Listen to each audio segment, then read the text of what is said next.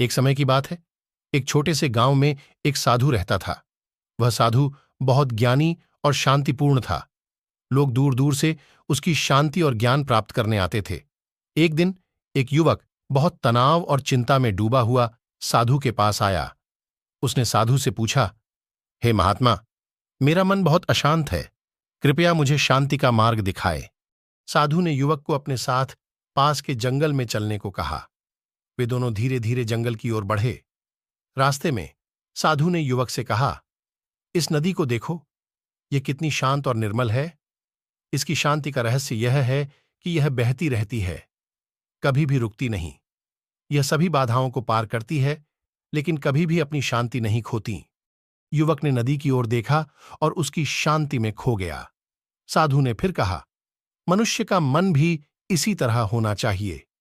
उसे भी बहते रहना चाहिए, अपने विचारों और चिंताओं को पकड़े नहीं रहना चाहिए। जैसे नदी अपने मार्ग में आने वाली हर बाधा को पार कर लेती है, वैसे ही हमें भी अपनी समस्याओं का समाधान ढूंढना चाहिए और आगे बढ़ते रहना चाहिए। युवक ने साधु की बातों को ध्यान से सुना और उसे समझ में आ गया कि शांति का रहस्य है विचारों को स्वतंत्र रूप से बहने देना और किसी भी चीज को अपने मन में रोककर न रखना।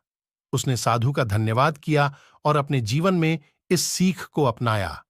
उस दिन से युवक का मन शांत और स्थिर हो गया।